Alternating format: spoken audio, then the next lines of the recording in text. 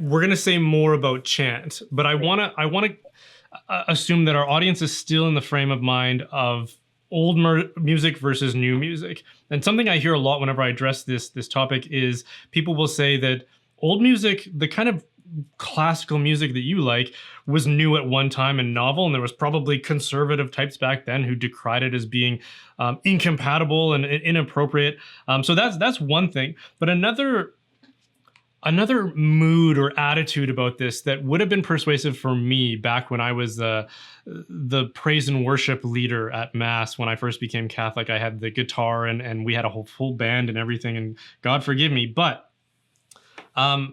what I would have said to somebody if they had objected and said, you should be playing more traditional forms of music at Mass, would have been, well, older forms of music were more compatible with a very aristocratic age when there were these class inequalities and high-minded people who didn't know what it was like to be common, much like the Pharisees, right? Because we have two types of people that appear predominantly in the New Testament. There's these high-minded aristocratic people who like to wear long flowing robes and be seated in the places of honor, and they're very pious and they care a lot about the externals.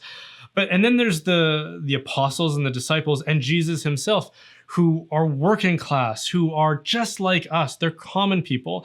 And what would Jesus have listened to? He wouldn't have listened to classical music. You wouldn't have seen him at the symphony with all of these people with their powdered wigs and all of that kind of nonsense. He would have been in the tavern with the rest of us, listening to a good rousing folk song of some kind where we're all stamping our feet and having a good time. Wouldn't he? Wouldn't Jesus have sympathized more with what we consider to be more like popular forms of music today?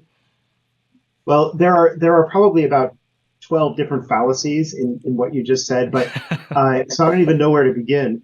But you did a good job of presenting what people would say. So thank you for that. Okay, good. Well, so I mean, the first thing is everybody cares about externals, right? So let's not beat around the bush about that. I mean, even the people who want to play the guitars are very much about the externals. It's just about which externals and why are they important and why should we do these versus those. And by the way, I used to sing the same kind of praise and worship music, and I even wrote a guitar song. So I mean, you and I are not that far apart from each other. I had a long journey to get to the point where I'm at right now. I wasn't, singing chant out of the womb, so to speak.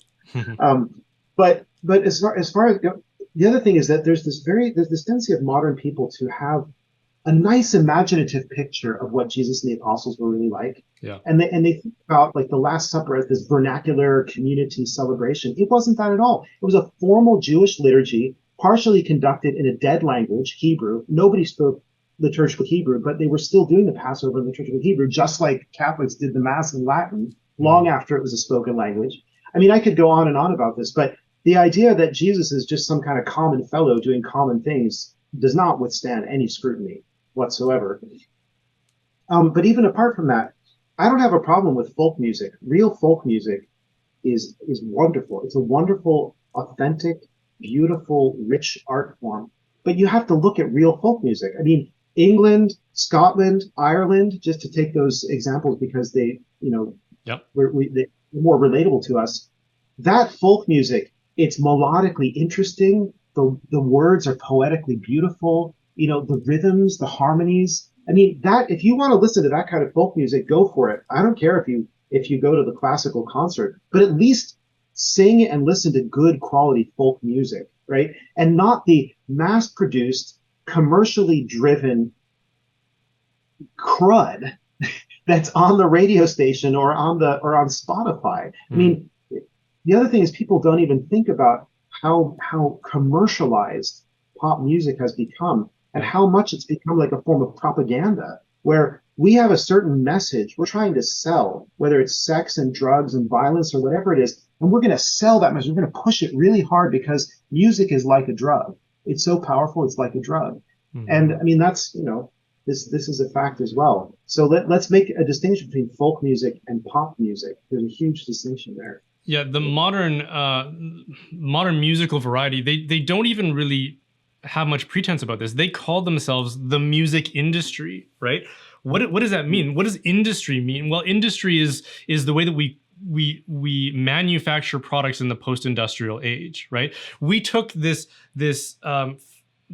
scheme or this format of producing products so that they could be produced quickly and efficiently and on a massive scale. Why? To maximize profits, right?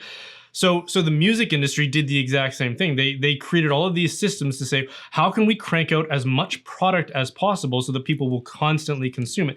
Who among us would say that's the best way to produce art, on a conveyor belt where it's just getting spat out as quickly as possible and then mass produced and mass marketed? I mean, who are we kidding? That's not quality art. Let's not kid ourselves.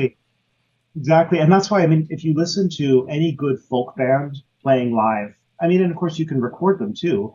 I'm not saying I'm anti-recordings. I mean, my book recommends a bunch of recordings that people should listen to get to be familiar with the music. But when you listen to a really good folk band, then you know how the high quality that popular music can actually attain and achieve. Mm-hmm. And I mean, again, in rhythm, melody, harmony, lyrics, just to take those four categories. Yep. But I want to address a different point that you brought up as well. And that is this. Hebrew temple and synagogue worship was full of music, and it was full of chanted music as well. We call it cantillation.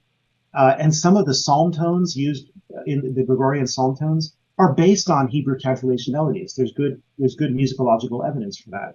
So what Jesus and the apostles heard was a lot more like a Latin liturgy than it would be like any kind of banjaree or jamboree session nowadays, right?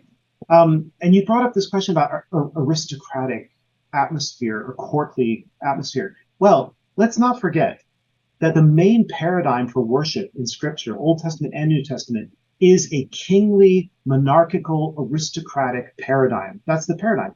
God is the great king over all the earth. His court surrounds him. He has servants who do his will and bow before him. This is the basic image. So when we look at a solemn Latin liturgy and we see people bowing towards each other and we see genuflections and clouds of incense and chant, that's just the book of Revelation. Okay, that's what's there. So if people, I mean, anyway, that's my response. Well, and while it might be true that, at something like the wedding feast of Cana, our Lord may have he may have listened to something that was more like a jamboree and tapped his toes to it and enjoyed it in the context that it was in. But something that gives me chills to this day when I think back to having first read this was in Pope St. Pius X's Trialis Solicitudini, and hopefully we can spend a little bit more time with this as well. But in the opening section of it, he talks about, and he expands on this concept a little bit more, but the difference between the sacred and the profane, right? And profane in this sense doesn't mean vulgar or something like that. It means ordinary or sort of the common experience. And so we can apply that to music, right? Like folk music, or even if we want to, like popular music on the radio today would be considered profane music. Praise and worship and the kind of thing that would be in a choral and praise or a breaking bread book is typically a profane style of music, as opposed to something that is sacred. Yeah, jump in if you want. Yeah, so I mean, you're exactly right. The word profane comes from the Latin profanum, which means outside the threshold, i.e., outside the threshold of the temple. And the reason for this concept is that every culture, and in fact every religion, let's not even be, we can be even more than ecumenical. We can be interreligious here for a moment. Every religion has had a perception that whatever is going on inside the temple, inside the holy place, where you encounter the divine, that is different from what goes on beyond the threshold, profanum, outside in the world. There's something different. When you pass that threshold, you're entering from this world into another world. Now, that doesn't mean another world that is imaginary and cut off from this world, a form of escapism. It means the world that is more real, the world of God, the world that in a sense is the archetype or the idea from which our world comes, right? And we're trying, the whole point of religion, and I think we can make this anthropological claim, the whole point of religion is to reunite yourself with the ultimate principle of things, however you understand that. You're trying to reunite yourself, you're trying to come into communion with the ultimate source and end, perhaps we could also say, of reality. And in order to do so, you need to purify yourself because everyone recognizes that I am not perfect. I am not virtuous. I am not whole. I am not where I ought to be as a human being. And once you have the notion of divine sonship, which Christianity brings in like no other religion, then you really feel like you need purification because I am not Jesus, and yet I'm called to be Jesus. So there's a big process of purification. And when we cross that threshold and go into a Catholic church, we are literally coming into the presence of God because of the Holy Eucharist. Right? That ought to change radically what we do, how we dress, how we behave, how we comport ourselves. Yes, kneeling and even bowing down on our face would be appropriate in the presence of God. If you don't think when you come into church, if you don't have some kind of sentiment of reverence, or I would even say reverential fear or awe, then you are missing the point. You're absolutely missing the point. You're going there, but you're not aware of the one before whom you're going. Yeah. And so this is why all traditional sacred music is very otherworldly in sound. It's meant to evoke heaven. It's meant to draw your mind to the attributes of God, his omnipotence, his omniscience, his glory, his majesty, his kingship, right? Yeah. This is what the music is supposed to do. I'm sorry to say it, but the popular forms of music, the profane forms of music, they work in the opposite direction. They take your mind away from those things and put them right back into the horizontal domain of the world.